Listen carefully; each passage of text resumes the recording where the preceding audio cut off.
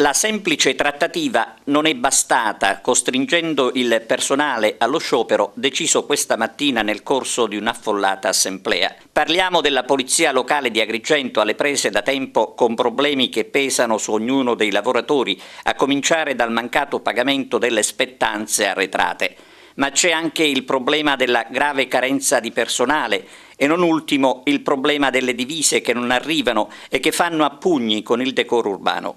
Praticamente lo sciopero in queste condizioni è inevitabile, anche se da parte degli interessati emerge la volontà di non guastare la festa, anche perché se sciopero ci sarà, verrà proclamato in piena festa del mandorlo. Se arriveremo a questo, sostengono gli interessati a microfono spento, vuol dire che saremo stati proprio costretti. La semplice protesta assemblea, la prima assemblea non è servita, vogliono lo sciopero. Sì, purtroppo il silenzio dell'amministrazione è tombale. Non abbiamo avuto un riscontro, malgrado l'impegno dell'assessore Muglia che si è prodigato, ha fatto delle riunioni con il dirigente dell'ufficio ragioneria. Noi per quanto riguarda per esempio gli arretrati, no? Ancora non abbiamo ricevuto niente, anzi si è aggravata la situazione perché anche il salario accessorio, le reperibilità, la turnazione, tutto quello che ci spetta è dal mese di dicembre che già non lo riceviamo più, dal mese di novembre anzi che non lo riceviamo più. Pertanto abbiamo avuto la necessità di convocare un'assemblea e si va verso uno sciopero che probabilmente toccherà la settimana del mandorlo in fiore, perché questa è la volontà dell'assemblea. Ecco, diciamo che di fronte a questi gravi problemi si è perso del tempo sulla San Sebastiano, sulla festa del patrono dei vigili. Dico, Agrigento anche in questo si è distinto.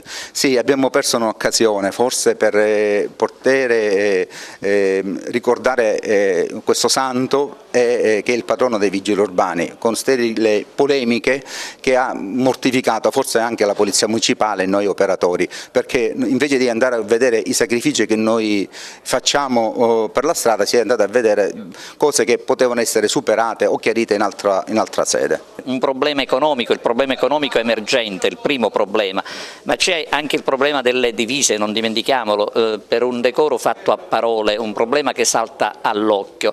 Voi siete indirizzati allo sciopero e si pensa di farlo anche in un giorno di festa del mandorlo, un palcoscenico altissimo di grande valore. Sì, noi abbiamo questa problematica ormai emergente e che abbiamo in diverse occasioni fatto venire fuori, che è la problematica degli arretrati contrattuali, del salario accessorio che non viene riconosciuto, dei progetti che non vengono pagati ma svolti.